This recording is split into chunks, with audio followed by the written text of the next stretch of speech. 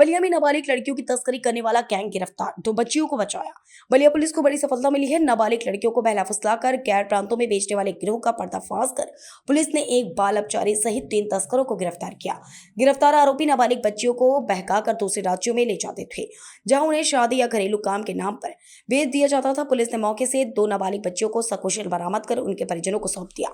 Ballia police को गुप्त सूचना मिली थी कि जिले में सक्रिय गिरोह मासूम बच्चियों को लालच देकर उन्हें बेचने का काम करता है। सूचना के आधार पर पुलिस ने सटीक कार्रवाई करते हुए गिरोह का भंडाफोड़ किया। एसपी बलिया ओमवीर सिंह ने बताया कि इस मामले में पुलिस पूरी सतर्कता से जांच कर रही है और इस गिरोह से जुड़े अन्य लोगों की भी तलाश की जा रही है। उन्होंने कहा कि बाल तस्करी जैसे गंभीर अपराधों पर सख्त कार्रवाई जारी रहेगी। थाना मनियर से 2 गुमशुदगी नाबालिग बच्चियों की लिखी हुई थी, एक वर्ष 2024 की, एक माह जनवरी 2025 की। अभी करीब 5-6 दिन पहले एक अभियोग की वादनी एसपी कार्यालय में आई थी तथा उसके द्वारा बताया गया था कि उसकी लड़की का फ़ोन आया था तथा बताया था कि उसको कहीं बंधक बना के रखा हुआ है। इस सूचना पे संबंधित थाने को अवगत कराया गया। जब इसे डेवलप किया गया तो थाना मनियर क्षेत्र के 2 अभियोगों से संबंधित लड़कियों की जानकारी हुई और इसमें पुलिस ने अथक प्रयास करके एक गैंग का भंडाफोड़ किया है। इनका मोडस ऑपरेंडी ये था कि जो लड़की अपने घर में नाराज होती थी तो उसको प्रलोभन देकर ये राजस्थान पाली एक स्थान है, वहाँ पर ले जाके या तो उसकी शादी करा देते थे या किसी के यहाँ घरेलू सहायक के रूप में रख लेते थे।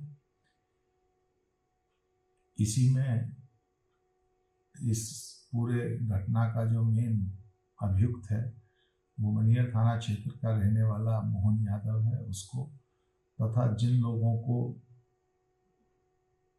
इन्होंने वहाँ पे उन बच्चियों को सौंपा था उनको भी, तथा यहाँ पे एक इन्हीं नाबालिग बच्चियों की एक सहेली थी, वो भी बाल अपचारी है, जो इस काम में मेन अभियुक्त मोहन यादव का सहयोग करती थी। उसको इन सभी को आज भेजा जा रहा है।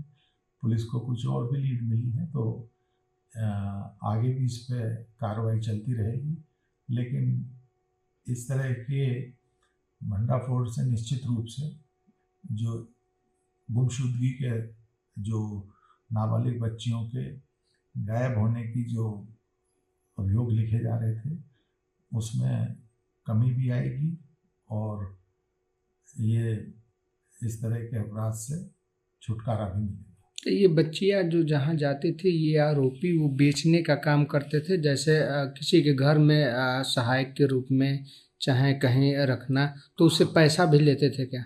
इन लोगों से करीब बरामदगी भी हुई है और 35,000 रुपये इन 3 अभियुक्तों से बरामद हुए हैं तथा इनके द्वारा जो मेन अभियुक्त है इसके द्वारा स्वीकार किया गया है कि पैसे लेकर ही ये वहाँ शादी कराते थे।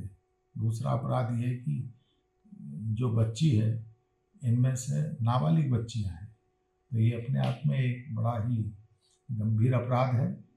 अब तदनुसार ही इसमें कठोर कार्रवाई इन सभी के विरुद्ध की जा रही है। Thank you sir.